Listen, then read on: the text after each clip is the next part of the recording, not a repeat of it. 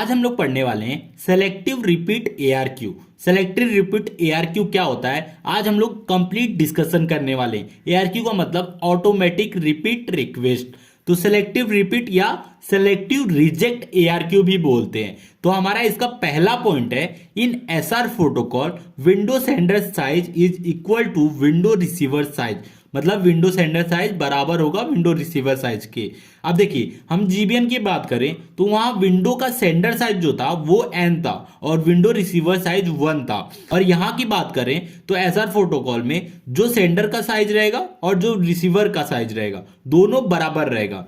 Window का मतलब हो गया बफर, मतलब सेंडर के पास जो बफर रहेगा और रिसीवर के पास जो बफर रहेगा वो दोनों बराबर होगा। अब हमारा दूसरा पॉइंट है, SR protocol uses independent acknowledgement and acknowledgement number define the number of error free packet receive. अब ये एसआर प्रोटोकॉल में जो एक्नॉलेजमेंट यूज होता है वो इंडिपेंडेंट एक्नॉलेजमेंट यूज होता है। इंडिपेंडेंट एक्नॉलेजमेंट का मतलब क्या होता है, जब सेंडर कोई मैसेज पैकेट रिसीवर को भेजेगा तो रिसीवर हर एक पैकेट का एक इंडिपेंडेंट एक्नॉलेजमेंट, मतलब हर एक पैकेट का एक एक्नॉलेजमेंट सेंडर को भेजेगा, तो इसलिए इसको बोलते हैं इंडिपेंडेंट एक्नॉलेजमेंट। और एसआर प्रोटोकॉल इंडिपेंडेंट एक्नॉलेजमेंट को फॉलो करता है।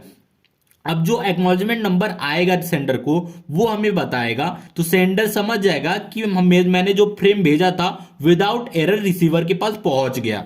अब हमारा थर्ड पॉइंट है, SR receiver can receive out of order packet but packet are delivered to upper layer in sorted order। अब देखिए जीबीएन की बात करें तो वहां आउट ऑफ ऑर्डर पैकेट जो भी आ रहे थे वो डिस्कार्ड कर दे रहे थे। अगर एसआर प्रोटोकॉल की बात करें तो यहां out of order packet receive कर रहा है, लेकिन अपर लेयर को कब भेज रहा है, जब उसको सॉर्ट कर दे रहा है। सपोज वहां मैसेज पैकेट अगर 3 लॉस्ट हुआ था तो 4 5 6 7 सबको डिस्कार्ड कर दे रहा था, लेकिन यहां क्या है, अगर 3 डिस्कार्ड हुआ तो जाने दो, 4 5 6 7 को मतलब रिसीव कर लेता था।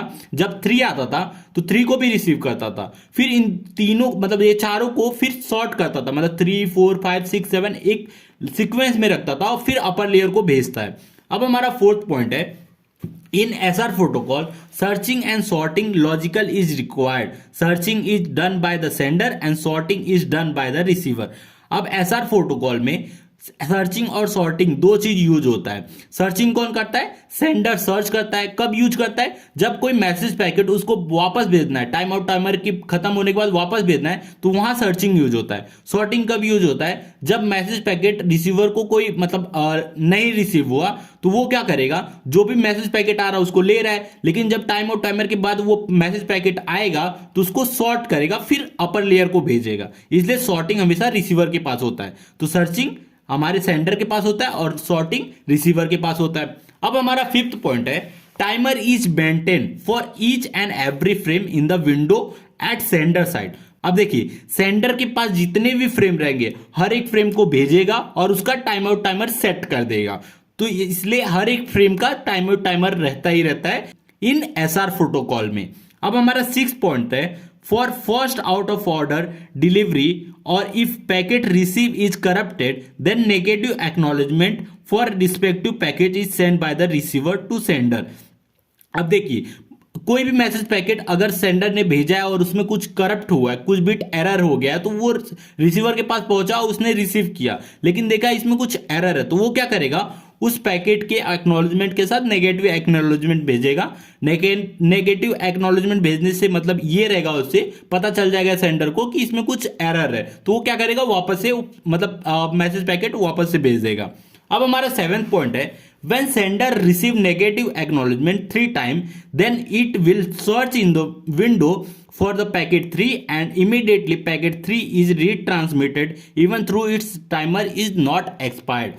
अगर सेंडर को सपोज पैकेट नंबर 3 का बार बार नेगेटिव एक्नॉलेजमेंट 3 टाइम मिल रहा है, तो वो क्या एज्यूम कर लेगा कि जो पैकेट नंबर 3 है वो लॉस्ट हो गया है, तो लॉस्ट हो गया तो वो क्या करेगा, immediately message number packet number 3 को वापस से ट्रांसमिट कर देगा टाइम आउट टाइमर के पहले ही। मतलब अगर 3 नेगेटिव एक्नॉलेजमेंट किसी मैसेज पैकेट का आता है तो टाइम आउट टाइमर के पहले ही उस मैसेज पैकेट को सेंडर भेज देगा। ये पॉइंट ये कहना चाहता है।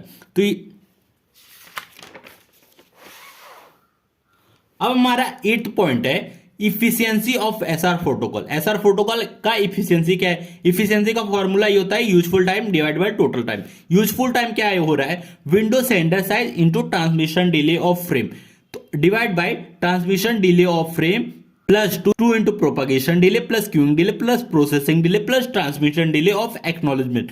जीबीएन की बात करें तो विंडो सेंटर साइज वहां एन था और यहां डब्ल्यू एस है, दोनों एक ही है, कुछ अलग नहीं है, बस यहां डब्ल्यू एस यूज किया है, वहां एन यूज करते हैं हम लोग।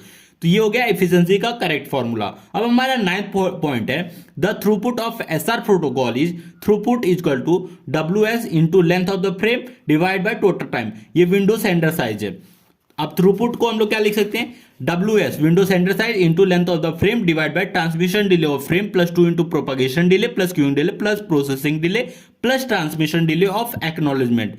और एक तरह से लिख सकते हैं throughput equal to efficiency into bandwidth. अगर आपको ये जानना है कि हम लोग इससे कैसे हम लोग ये फॉर्मूला डिराइव किए, तो मैंने स्टॉप एंड वेट प्रोटोकॉल में हमने इसको डिटेल में एक्सप्लेन किया है। अगर आपको देखना है तो आप जाके प्लेलिस्ट सेक्शन में इस वीडियो को देख सकते हैं। तो वीडियो अच्छा लगा तो प्लीज वीडियो को लाइक और हमारे चैनल को सब्सक्राइब कीजिए।